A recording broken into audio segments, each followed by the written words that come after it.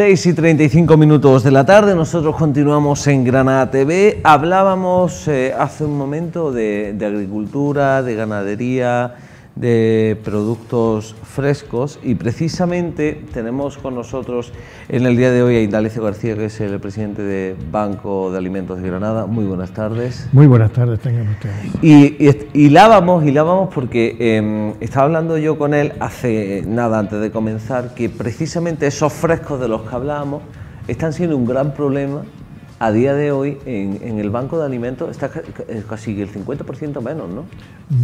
Incluso menos aún. Menos, sí, sí. ¿Con qué situación os estáis encontrando, Indalecio? Pues nosotros es que desde nuestra fundación nunca hemos cerrado en el verano. Julio y agosto permanecemos abiertos igual. En agosto se reduce un poquito más la actividad, pero seguimos abiertos. Entonces nunca nos había pasado en toda la historia de nuestro banco, somos ya 28 años, en el que este mes de agosto, a partir de julio empezaron ya las carencias en fresco, pero en el mes de agosto ha sido en la verdura radical, es cero. ¿Ninguna? Ninguna, de ningún tipo. Y nosotros, ojo, que nosotros no suministramos de España entera, es decir, recibimos muchísimo de Cataluña, de toda la costa del Levante, costa andaluza y nuestra Granada y Ejido, por supuesto. Entonces, bueno, pues es una carencia total.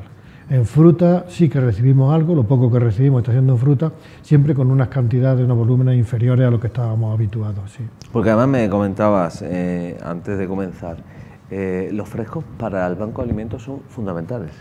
Nosotros los consideramos como esenciales, es decir, nos da mucho trabajo, dan también gastos, puesto que hay que tener unas instalaciones de frío que no podemos ni hablar de precio. Más como está el precio de la luz. Nos da miedo hablarlo.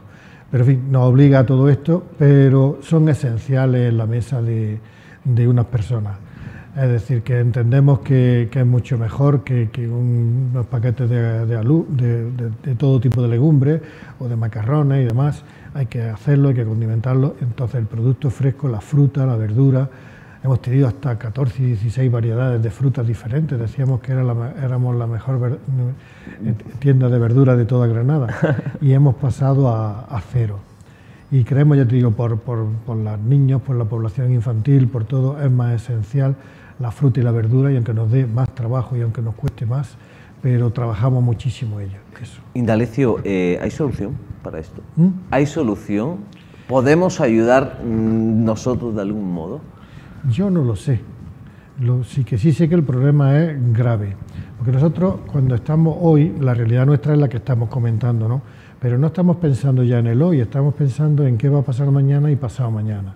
Nosotros actualmente, en prepandemia empezamos con 39.500 personas, hemos subido hasta 50.000 en la pandemia y gracias a Dios se ha bajado, ahora mismo estamos en unos niveles de unos 40 y algo mil y entonces es nuestra responsabilidad, moral un poco, pero es nuestra responsabilidad. Entonces, ¿qué nos va a ocurrir dentro de un mes o qué nos va a ocurrir dentro de dos? Nuestra situación ahora es la de preocupación con mayúsculas. Es decir, estamos muy preocupados por la realidad de hoy. Se nos dice que en septiembre se va a retomar, vamos a retomar un poco los caminos perdidos y demás, que parece ser que sí, pero nosotros estamos llenos de dudas. Entonces, esta pregunta que me hacen, no sé contestarte. ¿Qué va a pasar? Pues no lo sabemos. Esa es nuestra gran preocupación y nuestra gran duda. ¿Qué nos ocurre? Pues ocurre fundamentalmente que nosotros nos nutrimos de los desechos, de todo lo que es desechable. Es decir, una fruta, una manzana, pues porque no tenga la dimensión, porque el color sea un poquito no el adecuado, pues por una manchita, por cualquier cosa, va a desecho. Entonces, conseguimos una fruta y unas verduras de una calidad excelente, pero que están un poco fuera de mercado. ¿Qué nos está ocurriendo ahora? Bueno, pues que los precios que hay ya se sabe lo que son y entonces se está aprovechando absolutamente todo. Y en verano, que las verduras bajan un poco y el precio que tienen tan alto, el aprovechamiento es total. Entonces, ¿cómo se tiene una solución? Pues no lo tenemos nada claro. El caso es que hay que buscársela, porque estas cosas la gente sigue comiendo día a día. Claro. y la gente sigue teniendo necesidad real, porque esto sí son necesidades básicas, de comer, de alimentarse, pues claro, y de tener una pieza de fruta o de verdura que llevarse a la boca. La razón nuestra de abrir el mes de agosto es que todo el mundo se cierra en agosto. No, hombre, es que también se desayuna, se almuerza y se cena en el mes de agosto. Y entonces nos da igual agosto que febrero, que marzo, que abril, que nosotros no cerramos nunca. Y es una de las razones. Porque, como muy bien dice, las personas todos los días solemos comer. Tenemos esa fea costumbre, ¿verdad? Sí. Indalecio, me hablabas de cifra, de que en pandemia se gasta 50 y tantas mil personas. Sí. Qué barbaridad, ¿no? ¿Lo pensaste alguna vez que podía llegar a un número tan grandísimo? La pandemia nos cogió, bueno, pues una sorpresa total, como a todo el mundo, ¿no? Y en nuestra actividad mayor, es decir, de la noche a la mañana nos vimos bloqueados. Es decir, fue una caída muy vertical en la que además nosotros no estamos preparados o no estábamos preparados. Sí que ha sido una satisfacción, resumiendo, no entrando en detalles, en el que sí que hemos tenido capacidad de respuesta, que nosotros llevábamos ya 6 años con 5 millones de kilos año. Esto lo hacíamos con un presupuesto de unos 200.000 euros y esto significa que por cada euro que nos gastábamos repartíamos 25 kilos de comida gratuita. Madre mía. Esa era nuestra situación. Entonces, cuando llegó la pandemia, la demanda se nos creció y encontrar un kilo de comida en España, en una España cerrada, pero cerrada por completo, conseguir un kilo de comida ya era muy difícil. Acordaros de las tiendas cerradas, de las estanterías desiertas. De aquel papel higiénico que desapareció de los supermercados. Imaginarse esa situación, conseguir un kilo de comida y encima gratuito. Claro. Pues ese año, no sé cómo, tendríamos para toda la tarde, conseguimos 6 millones de kilos por primera vez, subimos 1 millón y atendimos a 50.000 personas. Y entendimos que tuvimos capacidad de respuesta, tuvimos capacidad de adaptación. El año pasado, del 21, también lo cerramos con 6 millones de kilos y este año, hasta junio, estábamos en esa línea, llevábamos pues 3 millones de kilos. ¿Qué ha pasado? Que julio se nos ha caído un poco y agosto se nos ha desplomado. Qué barbaridad. De hecho, las imágenes que estamos viendo ahora son de momentos de pandemia, donde el Banco de Alimentos arrimó el hombro más que nunca. ¿La gente fue solidaria? La gente fue muy solidaria. Yo lo he dicho algunas veces que no es fácil. Nosotros nunca pedimos dinero, siempre pedimos comida. Y nunca, históricamente, el Banco de Alimentos nunca sale a pedir queremos dinero. Ese año, como no podíamos hacer ni grandes recogidas, ni operaciones kilo, ni nada de nada, porque estaba todo el mundo, pues fue el primer intento que hicimos de pedir dinero y abrir unas líneas. Superamos el 1 millón de euros en el año. ¡Qué barbaridad! En los granadinos, la gente, el chavico. ¿Solo de Granada? Sí, sí, claro. 1 millón de euros. 1 millón de euros superamos, que fueron íntegramente a comida. Son donaciones finales, es decir, que no se destina ni a pagar electricidad, ni teléfono, ni gasóleo. Final a nada. Comida. El donativo finalista siempre va a comida, aunque pasemos muchos apuros en otras líneas, pero va a líneas. Es más, tenemos unos mecanismos contables para demostrarle a cada persona, por pequeñita que hubiese sido, y es que yo he entregado 30 euros tal día. Pues mira, se hizo un barrido, se llevó esta cuenta y de esta cuenta no ha salido nada, sino ha sido contra una factura de compra de alimentos. Con lo que nos podemos garantizar a todo el mundo que su dinero se ha destinado a compra de comida. Qué barbaridad. ¿Y las empresas se volcaron? Las empresas igual, es decir, que nosotros cuando hablamos de Granada hablamos de personas, de empresas, de instituciones y de todo tipo, es decir, que nuestra gratitud es total. Yo digo muchas veces que el Banco de Alimentos no somos los 4 locuelos que andamos por allí, sino que son todos los granadinos. 1 kilo de comida, 1 euro, es mucho. ¿Qué hace el banco? Pues aglutinar un poco esto, sumar los pocos impulsos de cada uno, que parece que son muy poquitos, pero la suma de todos sí que hace este banco. De tal manera que yo digo que el Banco de Alimentos siempre es y será lo que los granadinos quieren que sea, y hasta ahora está siendo lo que es. Sí deciros, sin ánimo de echarnos flores ni nada, sino ponerlo en claro para opinión pública granadina, somos uno de los bancos más guapos de España. Sí, sí. Qué bien, qué orgullo. Estábamos el año pasado en el 5º banco de España, en volumen, y hombre, que somos una provincia que no somos Madrid, ni Barcelona, ni Sevilla, ni Valencia, ni nada, y entonces estamos en esa línea y Granada está respondiendo de una manera ideal. Me ha gustado una cosa que has dicho, el Los granadinos, los de la tierra del Chavico, Sí. hemos estado ahí. Sí, sí. Y esto creo que es fundamental recalcar. Por supuesto, y además una sensibilidad muy alta, porque hemos hecho, por ejemplo, estábamos muy carentes de productos infantiles y hicimos convocatoria y caramba, se nos responde de una manera extraordinaria. Nosotros, como te decía, es siempre decir gracias, gracias y gracias, Granada se nos queda chico. Y es que es duro, es decir, muchas veces hablamos de cifras y se nos pierde un poco la realidad. Yo ahora estoy viviendo una experiencia que ayer la contaba. Es decir, yo tengo una nietecita ahora pequeña de 1 año y le llega la hora del bibe, no habla, pero cuando le llega la hora del bibe se vuelve loca. Es que con los ojos, con la mirada, con el grito, con una ansia hasta que llega el bibe ya es una satisfacción. Pensar en que un niño no pueda tener ese bibe dispuesto para esto es muy duro. Se pone el vello de gallina, ¿eh?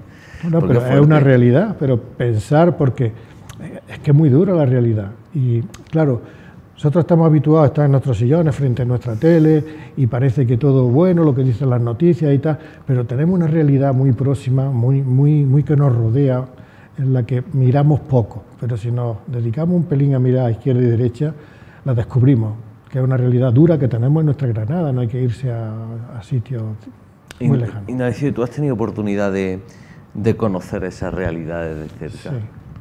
Nosotros directamente con la persona, con el destinatario final no estamos con las asociaciones. Hemos tenido 300, ahora hemos reducido un poco porque hemos aglutinado unas pocas, pero estamos en torno a unas 240 o por ahí asociaciones. Entonces, con todos los controles que podemos someterlo para que seguramente nos dice, es que os engañan a alguien, pues seguramente alguien nos engañan a Hacienda, no nos van a engañar a nosotros. Es decir, que seguramente sí, pero esto no nos va a frenar, esto no nos va a parar y esto no nos va a ocultar la realidad dura que tiene Granada.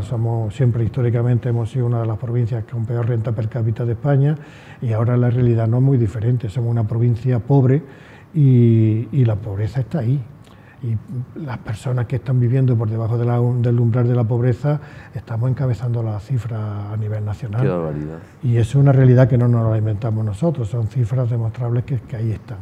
Yo veía en pandemia como gente que había vivido cómodamente durante muchos años, comenzaba a acercarse a comedores sociales, al banco de alimentos. ¿Esta realidad también la habéis palpado? Sí, está claro. Fue muy triste ver en aquellos momentos lo que nunca había ocurrido en el banco.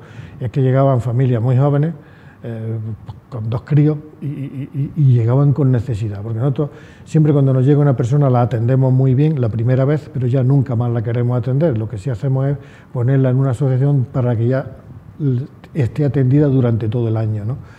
Entonces nos llegaban personas muy jóvenes, pues porque también hay mucho trabajo negro, mucho trabajo oculto y personas que a lo mejor ganaban un dineral, 3.000, 3.500 euros, no sé, estaban dados de alta oficialmente por 1 hora. Cuando llegó el paro y vinieron los ERTE, pues cobraban 200 euros al mes. Pasar de 3.000 a 200, se aguanta un mes, se aguanta 2, se aguanta 3, al cuarto ya no se puedes. puede. Y si tienes que pagar una hipoteca o tienes que pagar un alquiler, tienes 2 pequeños, 2 críos y estás casado, pues la cosa es que está muy Decidir complicada. entre comer y pagar es duro. Son situaciones muy duras que las estamos viviendo, ¿no? Y muy reales, muy ciertas. Complicado el tema de los frescos y demás, pero el resto de alimentos que puedan llegarle hasta el banco, ¿cómo se está gestionando? ¿Se está respondiendo? ¿Hay suficiente? ¿Tenemos que hacer llamamiento para que la gente responda? Llamamiento siempre. Siempre. Y en este caso pues pasan las dos cosas. Por un lado, se nos ha encarecido muchísimo los productos, esto a las familias les cuesta más llegar a ellos, por lo tanto les cuesta más desprenderse hacia esto. Pero nosotros llamamiento siempre, porque nosotros productos frescos, como te decía, en los frescos incluimos también leche y aceite y tenemos abierta una línea de patatas y huevos, que esto prácticamente el dinero que conseguimos, seguimos queriendo mantener esa línea, porque es que las patatas las tenemos que comprar todas, nunca tenemos donación de patatas y se necesitan cantidades importantes.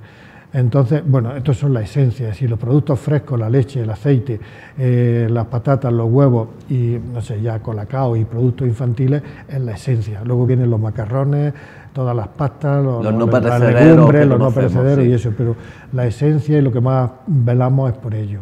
Entonces, pensar que el precio del aceite se nos ha triplicado.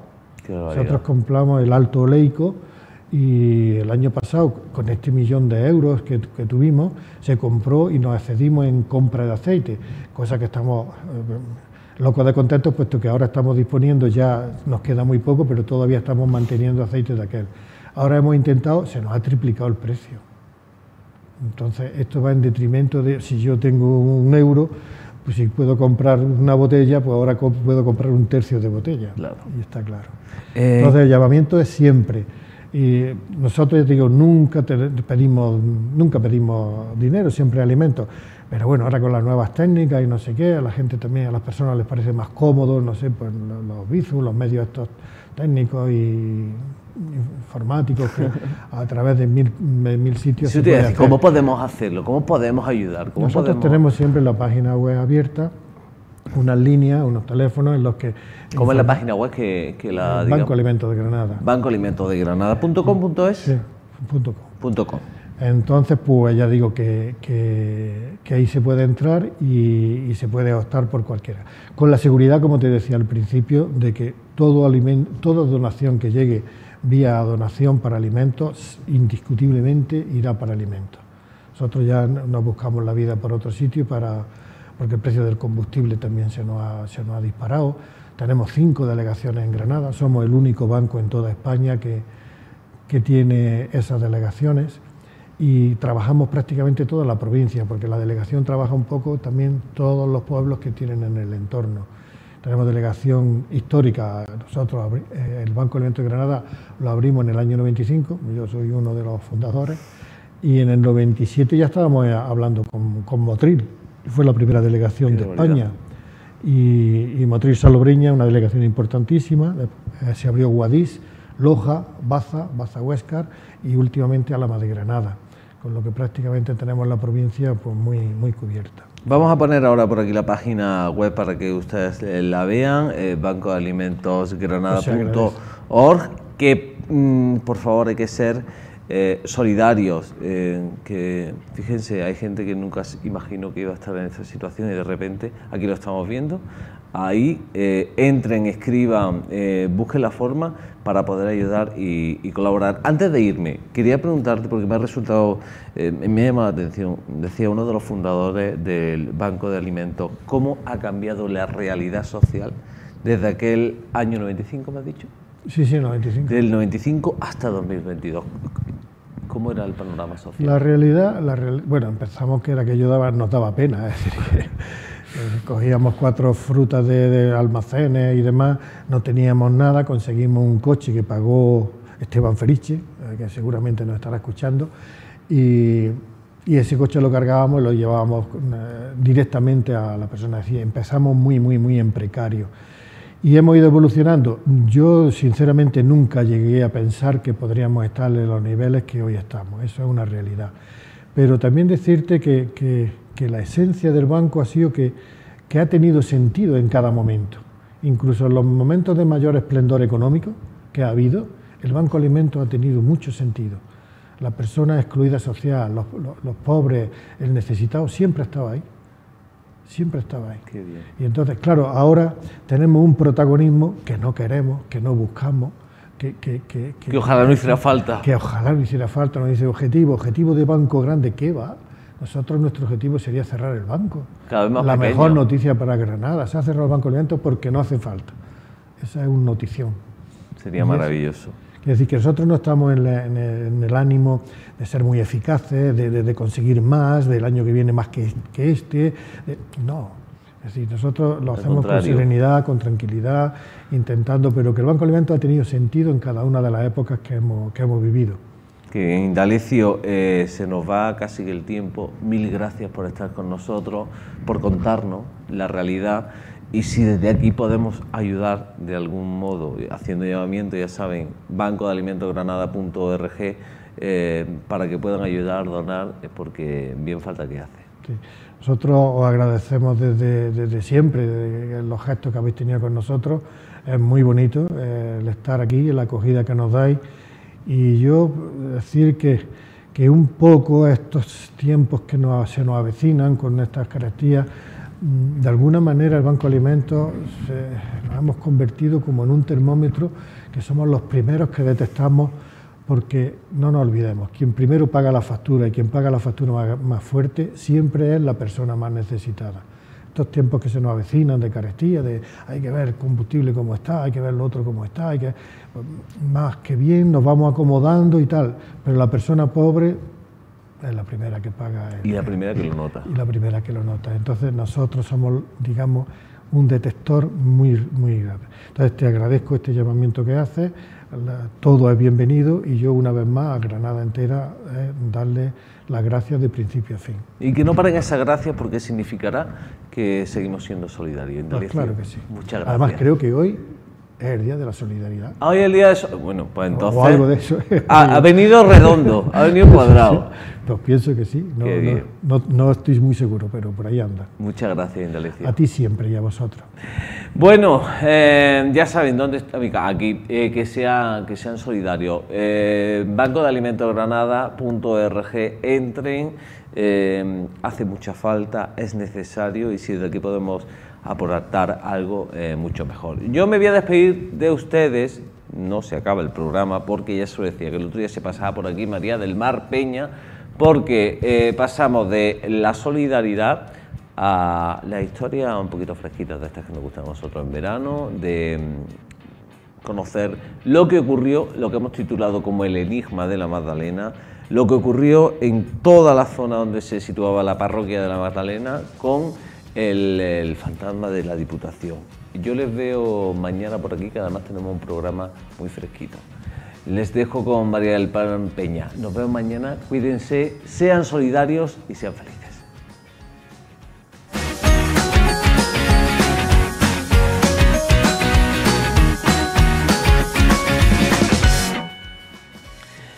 Cuando ustedes pasen por el centro de la ciudad, por el centro de Granada, lo que eran antes los arrabales de la ciudad donde estaba la Manigua y la calle Ganivet justo enfrente, ahora hablamos mucho de lo que era el Café Suizo, ¿no? De Puerta Real, la Puerta Real de España. Bueno, pues ahí se encuentra una calle que era la calle de los Herreros, donde se situaba una parroquia, una iglesia desaparecida, la iglesia de la Magdalena, donde luego se edificaron, bueno, no se edificaron, se utilizó esa iglesia, esa ruina de la iglesia como almacén de tela La Magdalena, luego estuvieron los almacenes Worldwood, la Diputación, ahora el Catástrofe. Todo eso, ese lugar, ese punto, tiene una historia maravillosa que, como siempre, la historia de misterio que a mí me encantan, iba a decir flipan, pero es cierto, me flipan, me las traigo de la mano de mi queridísima María del Mar Peña. Un saludo, muy buenas tardes. Muy buenas tardes, un saludo, Jerónimo González. La calle de los Herreros. La calle de los Herreros, sí, la que hoy conocemos como calle de los Mesones, que en realidad no es que hubiera tantísimos mesones en la calle Mesones, había más mesones en la calle de la Lóndiga y un poquito más allá, en la esquina de Recogidas, haciendo un poco de esquina con el río, había también algunos, pero la gente le dio por llamar a aquella calle la de los Mesones, porque, bueno, es muy sencilla la explicación, ahí estaba la muralla musulmana que cerraba la ciudad vieja y a partir de ahí todo era ya construcción moderna, digamos que eso eran los extramuros de la ciudad. Obviamente los mesoneros y las posadas donde podían colocarse mejor para atender a los viajeros, pues justo ahí, que es donde llegaba el viajero, se asentaba y ya después, bueno, pues entraba muralla adentro hacia la ciudad. Estaba el Mercado de la Seda un poquito más arriba. Efectivamente, el Mercado de la Seda, ahí justo había una mezquita, la mezquita de los herreros, del Al-Hadín. Allí estaban los cuchilleros, los herreros, los talabarteros, ya cercanos al Mercado de la Seda. Toda aquella era una zona muy del comercio más floreciente, ya en época musulmana y en la primera época cristiana pues también. Ya después de ahí para abajo vemos en los mapas esas cuadraturas maravillosas de los palacios nobles. Hablando de eso, yo tengo, claro, dicen que quien guarda halla. Vaya. Y como nosotros guardamos, hallamos, un programa fantástico donde nuestra queridísima Blanca Espigares nos estuvo hablando del barrio de la Magdalena y de todo eso. Pues yo he hecho así, y hemos dicho, pum, pum, pum, ¡ay! Aquí están. Justo. Y vamos a ver todo eso que estamos hablando, todos los mapas, todo aquel material que Blanca, desde aquí un besito, nos preparó Blanca.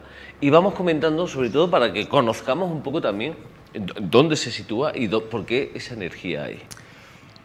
Justo en esa calle de los Mesones, que ahora vamos a ver trazada bueno, pues lo vemos en el mapa, esta es la Granada árabe, vemos, es que se ve perfectamente esa delimitación de la muralla, y justo ahí abajo, donde está la muralla cerrando la parte vieja de la ciudad, no la del Albaicín, sino la siguiente, digamos el siguiente círculo de Granada, pues llegamos a esa muralla bajo la plaza de Viva el Rambla, justo ahí, y vemos bueno, pues la mezquita Ahadín, no sé cómo se pronuncia, Haddadín, la mezquita de los guerreros. La mezquita que había ahí. Ahí había una mezquita, no de muy gran tamaño, pero sí muy concurrida en tanto en cuanto los mercaderes y artesanos de todo alrededor es la mezquita a la que acudían.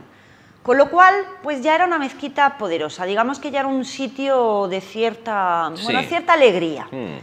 ¿Qué ocurre? Bueno, pues que con la cierta alegría, ¿qué es lo que se acopla siempre a la cierta alegría monetaria? Pues las mancebías. Las mancebías que estaban justo enfrente. Claro, es que nosotros asociamos las mancebías a el barrio de la Manigua. Pero es que el barrio de la Manigua está a tiro de piedra del punto en el que estamos hablando. Es Puerta Real y enfrente la Manigua. La Manigua enfrente, pero es que antes Puerta Real no era tal, era el río. Claro. Y en la parte final de Mesones, lo que es la calle del Milagro, la placeta del Santo Cristo, Cauchiles y todo esto,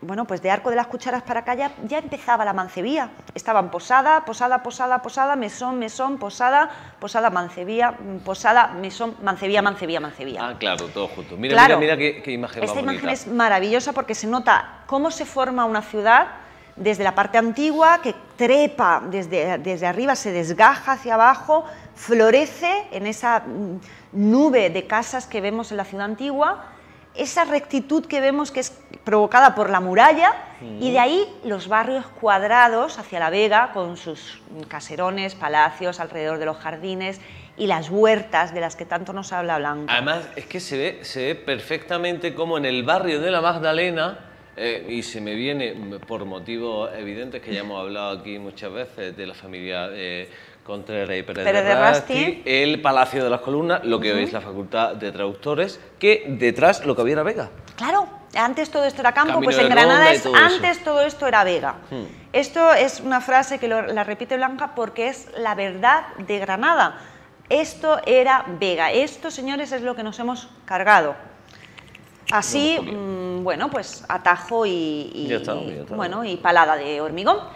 Entonces, bueno, pues en ese enclave, digamos que era como el sitio más neurálgico de una ciudad. Imagina que es donde vienen los comerciantes de fuera, donde vienen los viajeros, donde los reciben los artesanos, donde se hacen los primeros intercambios de mercancía. Los primeros tratos, ¿no? Claro, donde el dinero corre fresquito porque se acaba de intercambiar. Y donde están, bueno, pues las, digamos, ¿cómo las llamaban? Correcalles, creo que se decía. ¿Ah, sí? Sí, las rameras que no tenían una casa, una mancebía en sí, se llamaban correcalles, que se quedaban en las esquinas o recorrían los mesones en busca de clientela.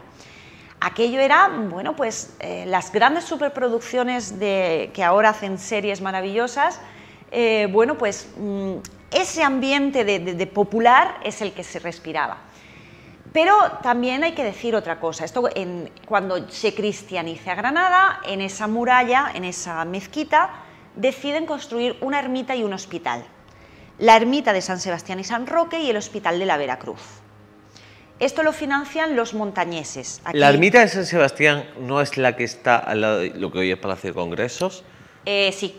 Sí. cerca de donde se entregan las llaves de la ciudad, que lo sabemos porque aparece la ermita de San Sebastián o la zona... Sí, sí, claro. Lo que pasa es que primigeniamente se llamaba aquello ermita de San Sebastián y San Roque. Después se dejó de llamar San Sebastián y se quedó solo con San Roque porque San Sebastián tenía tanta feligresía, bueno, tanta devoción, feligresía solo de parroquia, tanta devoción en la ermita que al santo San Sebastián se lo llevan fuera. Y se quedó con San Roque. Vale. Y esto lo financian los montañeses. Y ojo a este dato que siempre se obvia hablando del fantasma de Diputación. No olvidemos que los señores asturianos, cántabros, los montañeses en general, traen consigo muchas supersticiones y costumbres del norte. No hablaremos de meigas, porque eso es más gallego, pero en el norte hay muchas bonitas supersticiones e historias de aparición, muchas costumbres a la hora de edificar, muchas costumbres a la hora de enterrar, y todo esto lo traen consigo a esta ermita porque es suya. Y al lado hacen el Hospital de la Veracruz, el Hospital de Sangre. Es un hospital para heridos de medio beneficencia y es hospital de sangre porque se atienden a heridos bastante graves. Con lo cual, bueno, pues este lugar ya empieza a ser un poquito... Sí, ya empieza a estar cargadito. Sí, empieza a estar cargadito el ambiente. ¿Qué ocurre más? Pues que el barrio crece, se pone de moda, se empiezan a construir todos estos palacios, la mancebía, obviamente, conforme crece un barrio, crece la mancebía, todos felices. Es obvio. Claro, es el equilibrio perfecto, Todos o sea, tú te haces rico, yo me hago rica y todos felices. Con lo cual, esto crece y finalmente deciden ampliarlo hasta convertirlo en parroquia, parroquia de Santa María Magdalena. La calle de los Mesones es una calle bastante transitada, pero en este punto, ahora la vemos totalmente recta, excepto al final una pequeña curvatura hacia la izquierda que desemboca en Puerta Real, pero en aquella época la propia configuración de la parroquia de la Magdalena taponaba casi la calle. La calle se quedaba con una angostura que hacía que cuando la gente salía de misa se formaban auténticas, que hoy llamaríamos peloteras, una pelotera, aquello era imposible, o sea, la gente se empezó a solicitar que hicieran misas cada media hora porque es que era imposible poder ir allí. Es que además pensad una cosa, allí se juntaba lo más granado de la nobleza, claro, era la Magdalena, había pleitos con el sagrario a ver cuál era la que más nobles tenía, sí, señor. La Magdalena era de lo más granado, por encima en aquella época de las Angustias, era granadísima la Magdalena. Estaban todas las familias nobiliarias de alta alcurnia de Granada, claro, pero y venía de fuera. Insisto, ¿qué acompaña siempre a las familias de alta alcurnia en una calle llamada de los Mesones? Pues toda la mancebía. Quiero decir, las señoras prostitutas y rameras pues solían ser pues muy trabajadoras y también muy beatas. Ellas, su iglesia, sus santos, sus cosas, pero yo me encomiendo a Dios. Claro, claro. Con lo cual, ese conflicto ya empezaba a haber entre las señoras nobles y las señoras de la bajeza. Claro, estaba como los dos polos. Claro, hay alguna crónica que no se refiere exactamente a la Magdalena, pero deja ahí alguna pincelada, que dice que se llegaron a vivir tirones de pelos a la salida de misa. Obviamente. Claro, es que claro, los maridos, cuando se iban a echar el chatillo a los mesones... te encuentras a una señora que tú sabes quién es y te la encuentras con un bombo de 8 meses, pues tú dices, oh Dios mío, pues al final tirones de pelos asegurados. Con lo cual ahí ya se carga un poquito más el ambiente porque, bueno, pues era algo, algún párroco en algún momento pues se situaba al lado de la nobleza, que era quien daba el dinero, y algún otro párroco, pues alma de Dios, se situaba al lado de los pobres y ahí había siempre pugnas y conflictos. La Magdalena era una parroquia especialmente rica y especialmente beligerante con todos los conventos que tenía alrededor.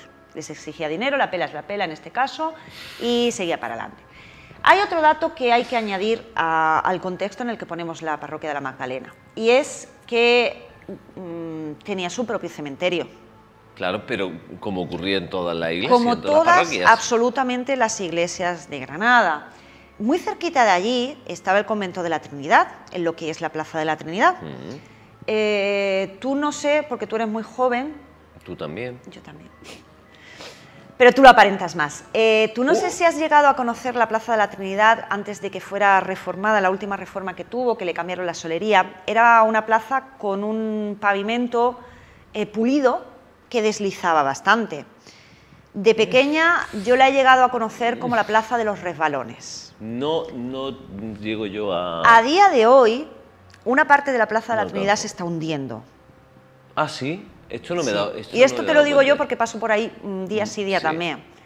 Hay un kiosco frente a la calle de la Duquesa, Sí. calle Duquesa, hay un kiosco. La Duquesa de Sesa. Sí.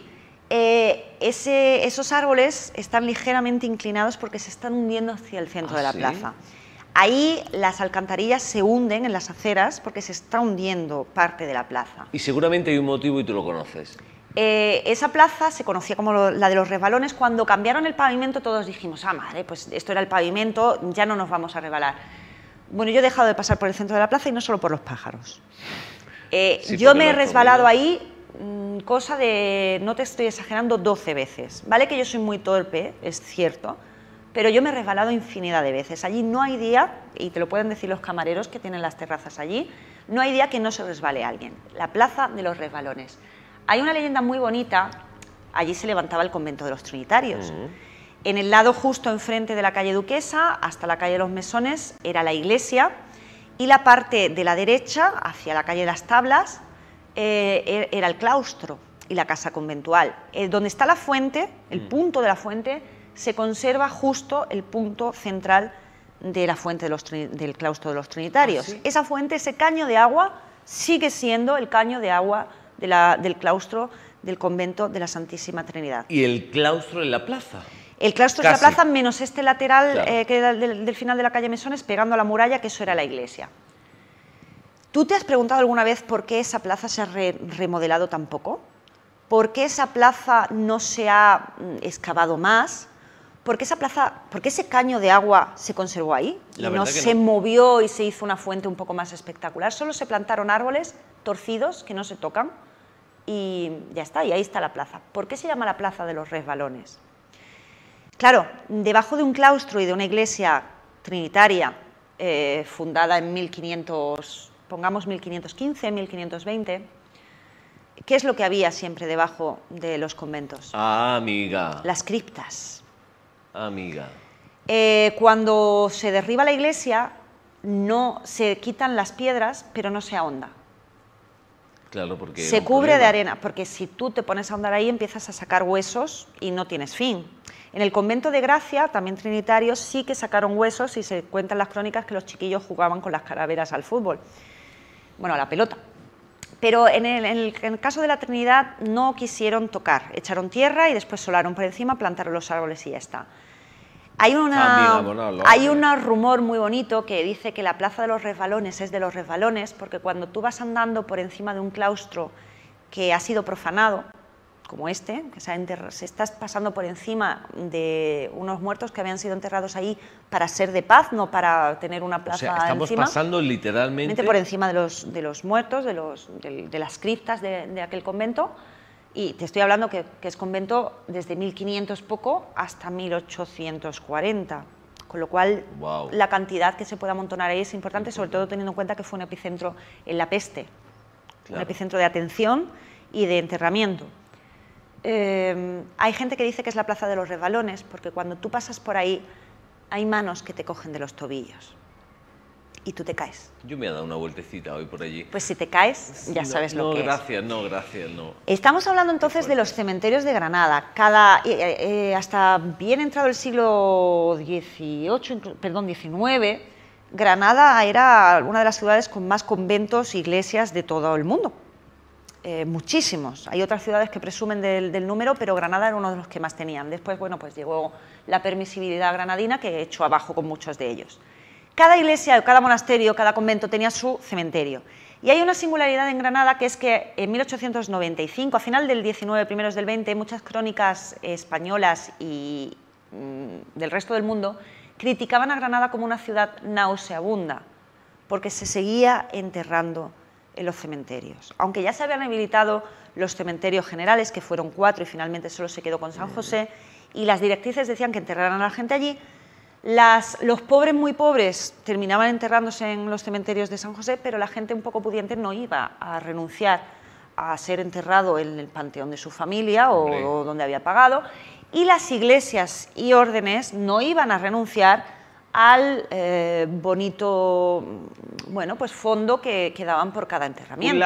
Un pequeño lapsus que me está viniendo ahora de reflexión, cómo la historia cíclica y ahora vuelven a existir los columbarios dentro de las parroquias, de las iglesias, de toda la vida, donde se han enterrado siempre. Porque la gente no quiere renunciar a estar enterrado en un sitio, recinto cerrado que considere sagrado. Había una crónica muy graciosa que decía, la gente no quiere ser enterrada en el descampado. Claro. Y San José, que es un cementerio maravilloso, y precioso, pero veamos que en aquella época no dejaba de ser un descampado, que la gente tenía que hacerse sus construcciones para que no profanaran las tumbas. Con lo cual, bueno, Mariana Pineda precisamente se enterró en uno de estos 4 cementerios habilitados y se protegió, se rasgó la ropa para que no le arrancaran la ropa. Después fue trasladada al cementerio a la cripta de la catedral, pero este tipo de cuestiones nos habla de que los cementerios de los sitios de Granada se siguieron reutilizando hasta primero del siglo XX, con lo cual Granada se estaban en misa, tú imagínate esas misas, y estaba entrando el olor a podredumbre, porque se acumulaban uno encima de otro las filas de cadáver. Volvemos a la iglesia de la Magdalena. Sí.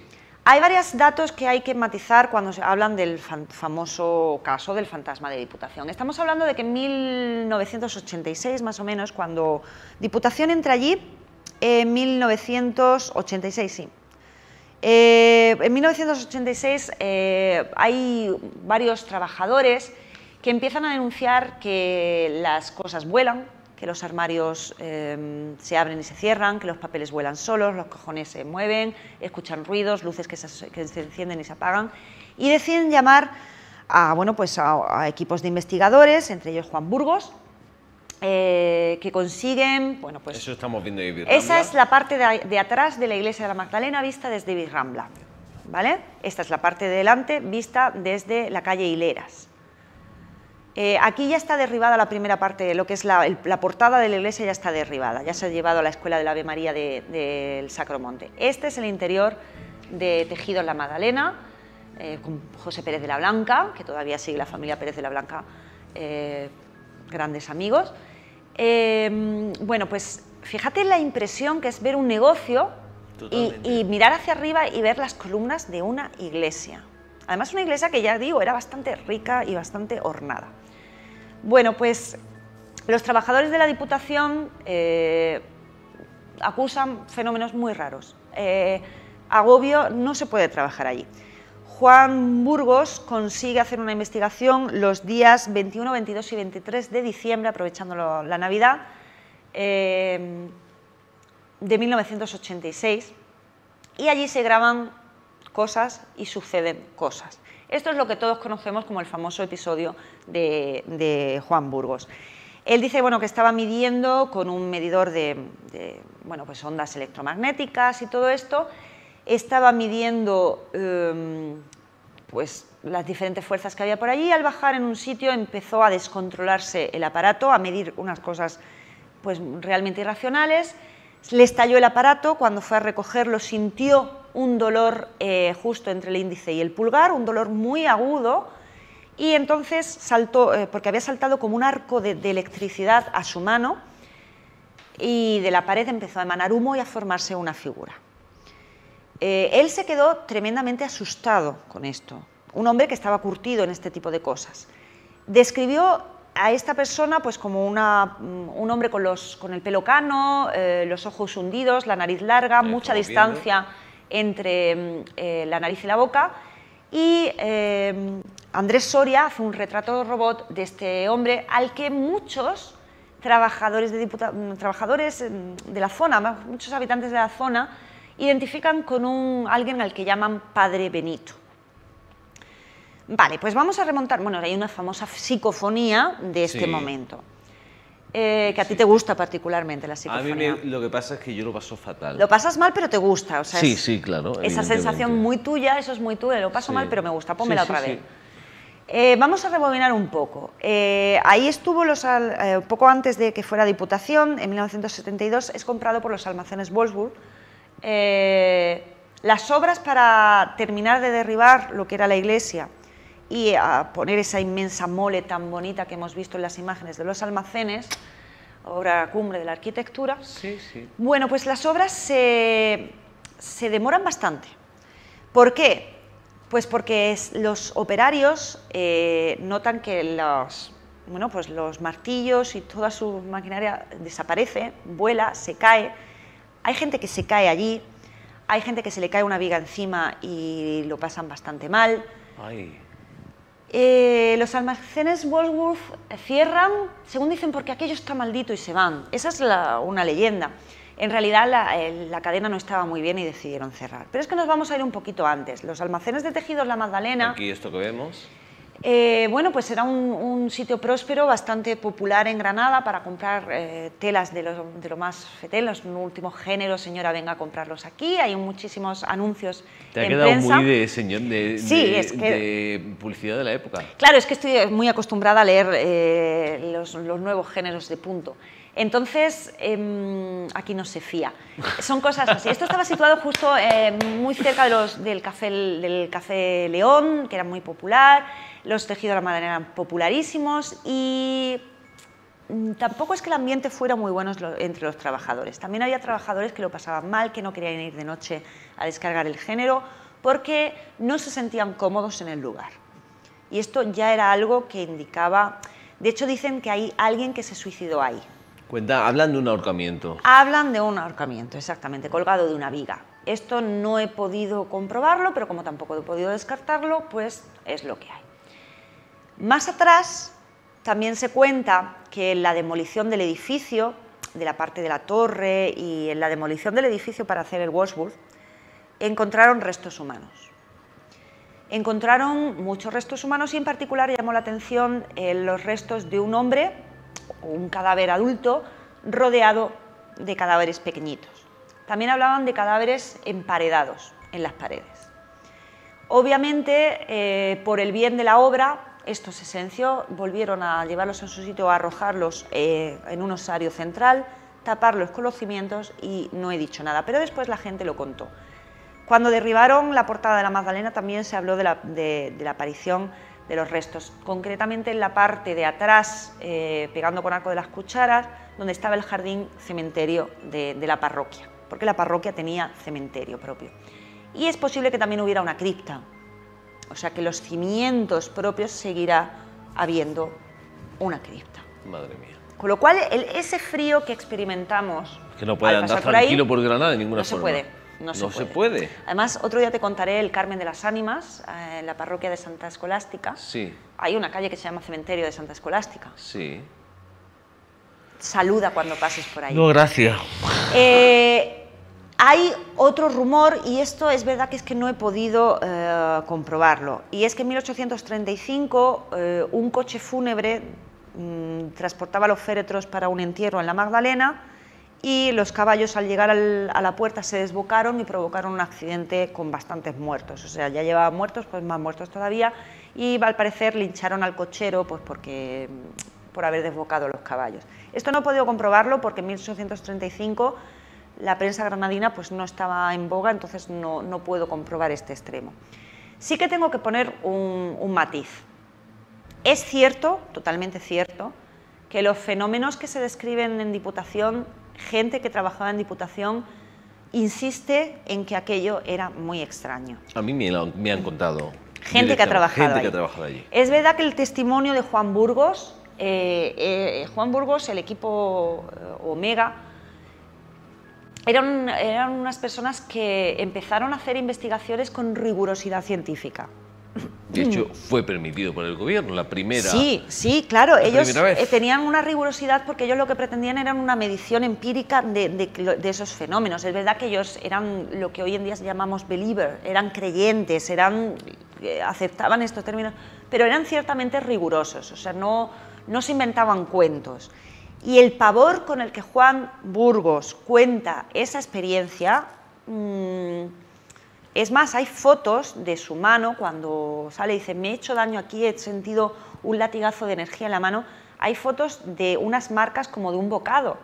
Y cuando se paran a estudiarlas más detenidamente, se dan cuenta que corresponden a la dentadura de un niño. O sea, no es cualquier cosa, es la dentadura de un niño. Sí hay algo que me llama la atención, y es verdad que esto parece un lugar maldito, pero es un lugar maldito hasta que se va la Diputación de allí. En el edificio, actualmente ese edificio es el de Catastro, se decidió abrir ventanas al edificio, dejar que entrara un poco a la luz, porque el edificio de la Diputación tiene por dentro una iluminación malísima y una ventilación terrible. Uno de los detalles que cuentan es que las ventanas eran ciegas y los investigadores veían luces pasar, pensaban que eran coches, el camión de la basura, motos que pasaban por la calle Mesones, hasta que dijeron, pero si no hay ventanas, ¿qué luces vamos a estar viendo? Qué barbaridad. Hasta que cayeron, ellos las veían y decían, pues algo natural, hasta que cayeron en la cuenta de que no podía ser natural. Bueno, pues el actual edificio de Catastro parece que no sucede nada allí y, bueno, pues ahí está el edificio. Pero es cierto que los granadinos que pasamos por allí sentimos cierto respeto, cierta sensación al pasar, eso siempre. Y es que no se nos puede olvidar que un poquito más arriba tenemos el Arco de la Oreja, el Arco de la Cuchara, la plaza de Virrambla. La plaza de Virrambla, con todo el sufrimiento acumulado allí. Claro, es que es un plus sobre plus, es que no estamos en un sitio cualquiera. Una bolsa de energías telúricas también muy cerquita. Sí, justo en el Sagrario está ahí un epicentro de energías telúricas. No es cualquier cosa, no es cualquier cosa. La parroquia de la Magdalena deja de ser parroquia de la Magdalena en 1840. La parroquia como tal se muda a la iglesia del Corpus Christi, del convento de las Agustinas Recoletas, de la calle Gracia con Puentezuelas. Es incorrecto que el convento de Agustinas fuera el edificio de Diputación. El convento de Agustinas sigue ahí, la iglesia del Corpus Christi sigue ahí, la parroquia de la Magdalena ahora está sentada en el edificio de la iglesia del Corpus Christi. Institucionalmente. Claro, la parroquia es una cosa, el nombre de la iglesia es otra. Lo que es el edificio de la parroquia, de la iglesia de la Magdalena, esto sí, en 1840, con la desamortización de Mendizábal, lo vende a particulares, está ahí ranqueteando hasta que lo compra Los Tejidos La Magdalena y, bueno, digamos que fue desmantelado poco a poco. Primero le arrancaron la portada, como he dicho antes, y se la llevaron a las escuelas de la Ave María. Hay otra parte que dicen que puede estar en las escuelas pías. Ahí ya habría que tirar de catálogo y de arquitectura. Finalmente el interior, como decimos, era muy curioso Los Tejidos de la Magdalena, porque tú veías por fuera un edificio muy normal y cuando entrabas te encontrabas una iglesia. Pero una iglesia, no recreación de iglesia, una iglesia. Literal, con tela, rollos de tela. Exactamente, sí, voy a comprar ¿cómo es? Ancho... Doble de ancho de franela y de paso me santiguo. Como cuando iba a la villa. Claro, es que era así, es que era tal cual. Además, la villa pues estaba muy relacionada también con Tejido de la Magdalena por bastantes cosas. Con lo cual, ese shock era importante. Pero lo gracioso es por qué dijeron de tirar abajo esa parte, o sea, quitar esa parroquia. Era porque la calle Mesones se estrechaba con la portada de la iglesia. Con lo cual deciden que, venga, pues nos cargamos la portada de la iglesia. Y hubo muchas protestas porque quitaran la parroquia allí. Pensemos, era una parroquia muy importante. Mucha gente poderosa, tanto de los bajos fondos como de la nobleza granadina, protestaron por esa mudanza. Hay una historia que cuenta que el párroco estuvo aguantando hasta última hora allí, hasta que tuvo que salir corriendo a la iglesia del Corpus Christi, pegar una patada en la puerta y entrar, porque es que le derribaron la portada en lo alto. No sé hasta qué extremo esto es cierto. Pero veamos la injusticia que se comete con una de las iglesias más importantes y populares de Granada. La tiren literalmente abajo. ¿Qué es lo que ocurre? Que este retrato robot, realizado por Andrés Soria a partir del... ¿Lo podemos ver? Sí. Si podemos verlo. Es muy popular, lo tenemos todos en la memoria. Sí. Cuando hablamos del fantasma de Diputación siempre vemos este retrato a partir de la descripción de Juan Burgos. Y Juan Burgos tiene testimonios de gente, estamos hablando de 1986, lo recuerdo, testimonios de gente que lo identifican como el padre Benito. Que lo tienen además en su casa colgado una foto de... Sí, bueno, hay gente que lo tiene colgado en su casa, sí, bueno, ahí ya yo no me meto. ¿No? Pero lo identifican y le dicen a Juan Burgos que este es el padre Benito, que fue el último párroco de la Magdalena. Y yo aquí es donde me suscitan las dudas. Yo lo quiero aclarar. El último párroco de la Magdalena en el edificio de la Magdalena es el párroco que se fue a Corpus Christi. Es decir, no hay último párroco de la Magdalena porque la parroquia ha continuado. ¿Podemos suponer que este fue un párroco que estuvo en la Magdalena en el edificio de la calle Mesones y que él fue a lo mejor el que se negó? ¿Puede ser la figura que estaba enterrada allí? ¿Puede ser la figura que estaba enterrada entre niños? Algo siniestro que ocurriera allí.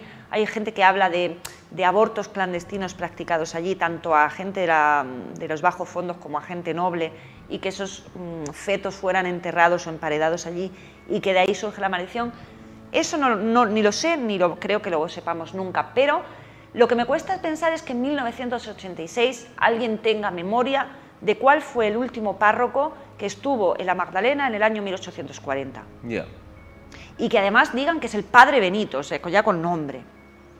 Esto me cuesta, más que nada porque sí podemos tener registros de párrocos hasta a partir de 1870-80 ya aparecen registros en prensa de los párrocos de la Magdalena, pero esto ya está ubicado en el Corpus Christi.